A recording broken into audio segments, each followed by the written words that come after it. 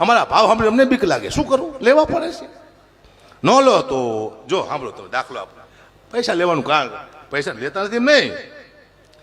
મને એક કંપની નામ નથી આપતો, આજથી 22 વર્ષ થયા. તારે હું રહેતો તો 1500 રૂપિયા. એક ઘડીએ મને નંબર આપ્યો કે આ કંપનીમાંથી તમને ફોન આવશે કુપા, તમે નક્કી કરી લેજો. એ કંપની હો, ફોન આવ્યો, હકાબા ઘડી બોલો. મેં હા, એક પ્રોગ્રામ હકુબા નક્કી કરવાનો, કેટલા લઈશો?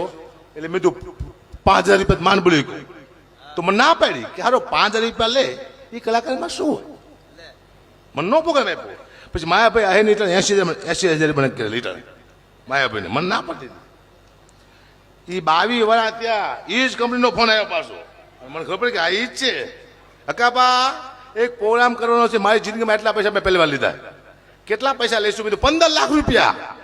ત્યાં કંપની વાળો હલી ગયો, આટલા બધા નો હોય તો 9 લાખ હોય કે 9 આય. અમારા બાપનું શું જાય? લો આ તમે જુઓ, મેં એમ કીધું 50,000 તો પાછું મને ના પડે કે આમાં શું હોય? જીના ભાવ જાજા એ કલાકાર હારા. આ હું વીટું બીટું ફોર્ચ્યુનર શું લેવા રાખું? મને શોખ થાય છે ના.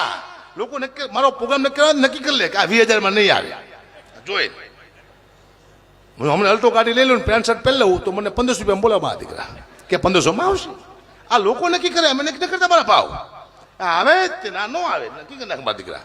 ખતરનાક વસ્તુ આવી રહી જીવનમાં, બરાબર? સૌથી વધુ મહેનત હતી કોની છે? આ લોકોની. સૌથી ઓછા પૈસા કોના છે? આમના. શું કરવા? અમે પોતે ખાઈ જઈએ. હું જ ખાઈ જઉં આમના પૈસા. હા સાચું કહી દઉં, જૂઠું બોલતી. હું આમના 25,000 નક્કી કરું, આપું છું 15. દવા તો હું જ ઉપાડ લઉં. મારી ભૂખ જાય તો આ સુખી થાય ને બિચારા. આ સુખી થાય છે નહીં? પૂછો. આ કડા આવે